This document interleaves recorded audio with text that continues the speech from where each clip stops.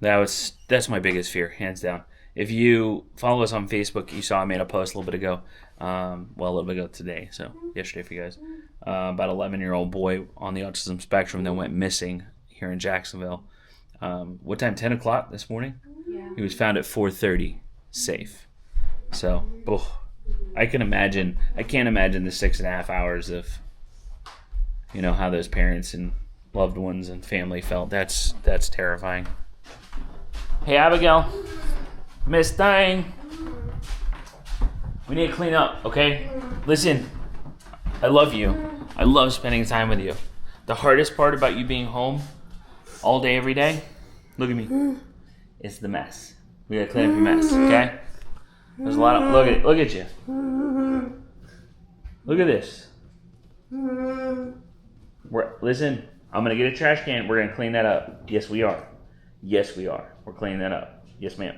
Yep. I don't care how many times you say no. It's your mess. You gotta clean it up. Who do we think we are, ma'am? This is not none of the other dogs are allowed to do this. What makes you think you're special? Is it because you're special? Huh? Your head's wet. That's what happens when you stick your head in the shower when someone's in the shower. There we go. Now we're doing something.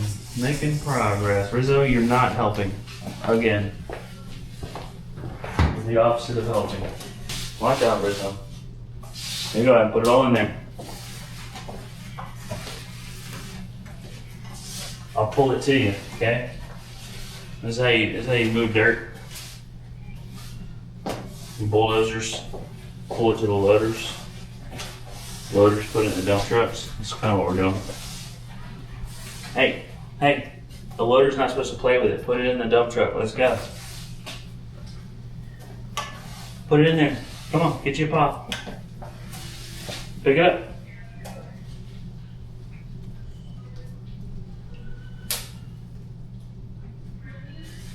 Put it in the trash. Put it in the trash. Here's the thing. Your friend is coming out to hang out with you, and you can't leave until this is cleaned up. Okay? So, that's up to you. There we go. Some motivation. Nuh-uh. Over here. Pick it up. Yeah, that's right. Holy moly. There's so much in the couch. Look at this. Look what you did over here. Look at that. You see that? It's a lot, right? I know. You did it though, so no one else had any part in this. Keep going. So we've got a little bit of prompt dependence here, a little bit of defiance, a combination of the two. Some of it's just attention seeking in general, waiting for me to tell her every time to get more, to bend over and pick up more paper, basically. I'd say it's a healthy combination of all of them. I don't know if healthy is the right word. Prompt dependence comes from years and years and years of therapy, and we try to steer away from prompt dependence. Obviously, we don't want her to be... So what that means, I guess I should explain. When you're dependent upon a prompt before making each step of, or even repeated steps, like in this situation, she has no problem doing it necessarily, but she's waiting for that prompt before she takes the action. And prompt dependence can be a real problem when you're teaching independent skills, because you kind of use those prompts to teach her early on, for just basic life skills and whatnot, to learn the step-by-step, but then they become prompt dependent and don't really learn it independently. Or learn to do it independently. It doesn't mean she can't do it independently, it's just that she won't complete it independently. Look who it is. I told you. What the heck is up, dude? Did you think I was lying? Well, Also, that you cannot leave until this is cleaned up. that's okay. I gotta get through this one. Dealing with prompt dependency over here. Pick one up, stop, wait. Where'd you go? Up. Come back over here. What are you doing over there? No, back over here.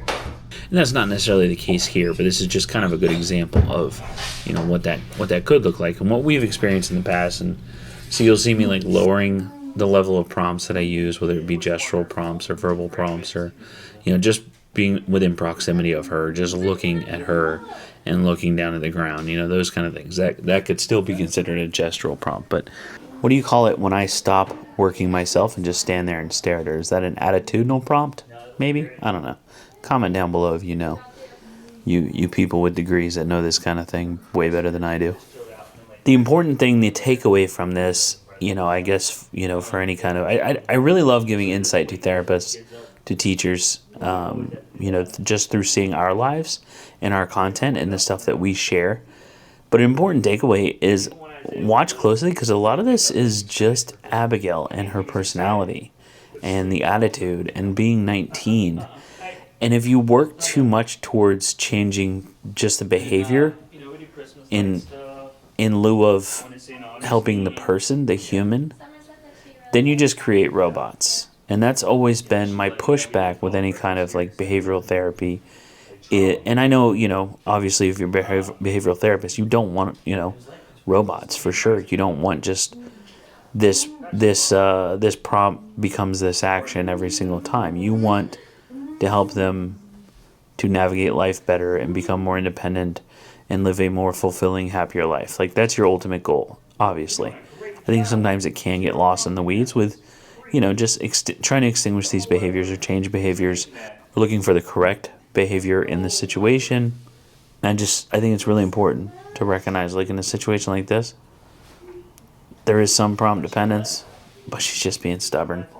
And you can't therapize that away, because when you do, you're just breaking the will of a human, and that's never the goal. Never the goal. It's a very difficult job, and I have a lot of respect for the people that do it, because it is not an easy task to teach the things that these individuals need in order to live a more fulfilling, happier, more independent, and freer life, while at the same time you've got to protect their autonomy and recognize that some things are not everything is behavior. I know that's what the book says, but not everything's a behavior. Sometimes it's just the human, you know? I didn't mean to step up on a soapbox. I was just going to point something out, but it's just, you know, and this is my opinion. I am an uneducated person in this field. I just have, you know, 19 years of experience with one person on the autism spectrum. That doesn't make me an expert. I just know my kid, but hopefully a little bit of insight if someone can use it. Hey. Thank you. Appreciate it. Bye. Good job really cleaning up. She's like, I'm out of it. See you. She's like, I'm outie. Do you have shoes? Shoes, you crazy? Thank you, Ab. You did a good job. Shoes. Have a great time. Secured the bag. It's Abigail's Christmas present.